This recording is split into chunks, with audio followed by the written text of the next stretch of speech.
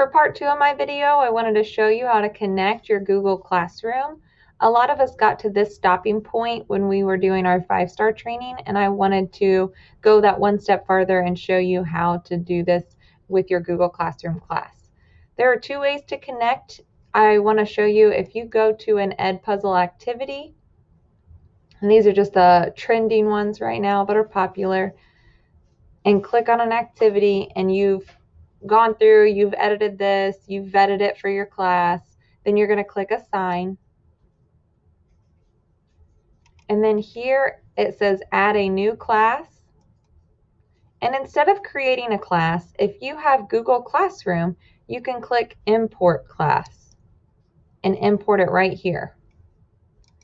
Another way to do it is to go to My Classes here at the top, and then go to Google Classroom. And then along the left side is where you'll see all of your Google classes.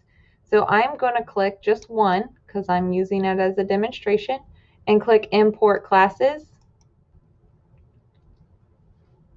Then here I've not assigned anything yet, so nothing will show up here, but I can go to Content and EdPuzzle. And again, we like going to this EdPuzzle channel because a lot of the work is done for you. It gives you a lot of videos that shows you which ones already have questions or notes attached to them.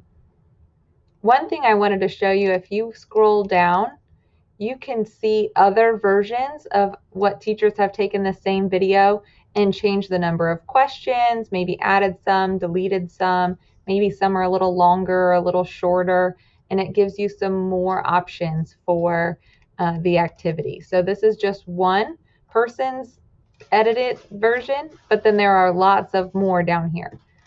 But I'm going to go ahead and assign this to my class. Now I have a class up here. I could still go through and add a new class, but I'm going to assign it to the class I created.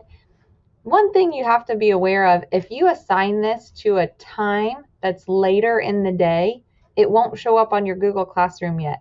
This will post at the time that it's listed. So make sure if you want it to show up right now that you post it at a time that's before right now.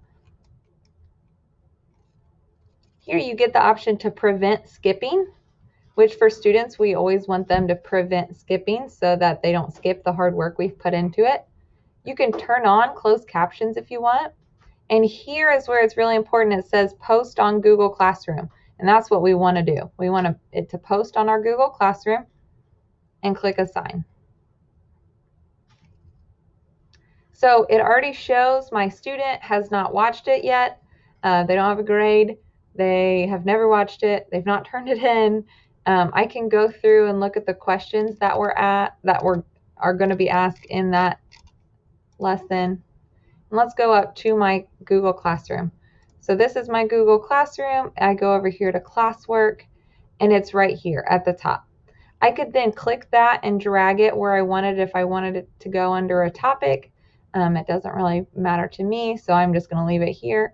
I'm going to click on it and show you what it looks like to the students. When they click on it, it takes them right to the video. They're just going to watch it. They're going to answer the questions that pop up. Let's turn it down. And you can see it doesn't let them skip to the next questions. They can't do any of this. See, it says it's locked down here. They can click this button and make it larger. The one thing you have to work with students on